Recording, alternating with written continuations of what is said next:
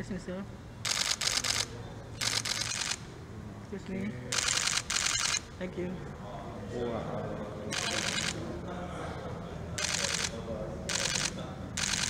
Thank you, sir.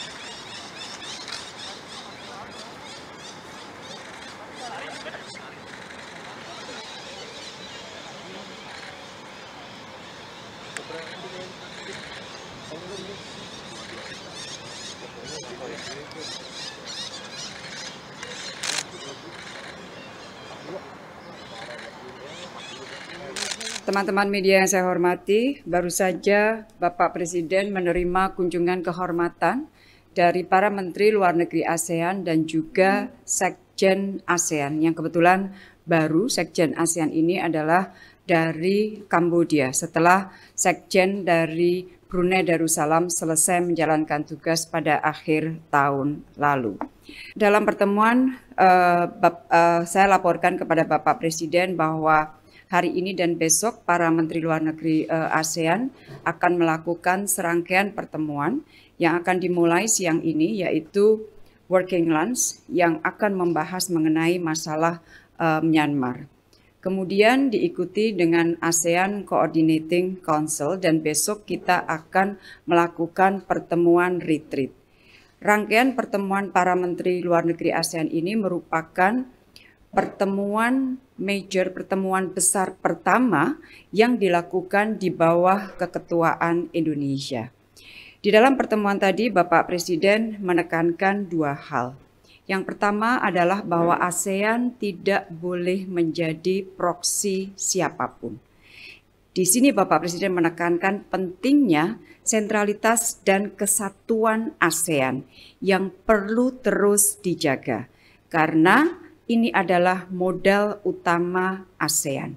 Dan Bapak Presiden menekankan pentingnya penghormatan terhadap prinsip-prinsip demokrasi, hukum internasional, hak asasi manusia sesuai dengan apa yang ada di dalam piagam ASEAN. Bapak Presiden juga menekankan bahwa 5 Point of Consensus akan tetap menjadi mekanisme utama ASEAN di dalam mengadres isu atau perkembangan di Myanmar. Itu yang pertama. Yang kedua, Bapak Presiden menekankan bahwa ASEAN harus menjadi epicentrum of growth atau pertumbuhan ekonomi di tengah gelapnya proyeksi ekonomi dunia saat ini. Namun Bapak Presiden kembali lagi mengingatkan bahwa kita akan dapat menjadikan ASEAN sebagai epicentrum of growth kalau kita mampu menjaga stabilitas perdamaian di kawasan. Jadi intinya itu yang disampaikan oleh Bapak Presiden, dua hal tetapi sangat substantif, sangat signifikan, dan apa yang disampaikan oleh Bapak Presiden tadi diapresiasi oleh semua Menteri Luar Negeri ASEAN. Beberapa Menteri Luar Negeri ASEAN kemudian berbicara menyampaikan beberapa hal, termasuk Laos sebagai ketua yang akan datang setelah Indonesia. Sekjen ASEAN juga bicara, kemudian Menteri Luar Negeri Singapura dan Menteri Luar Negeri Thailand. Semua intinya adalah kesiapan negara anggota ASEAN untuk mendukung keketuaan Indonesia. Jadi itu saja teman-teman yang dapat saya sampaikan per detik ini.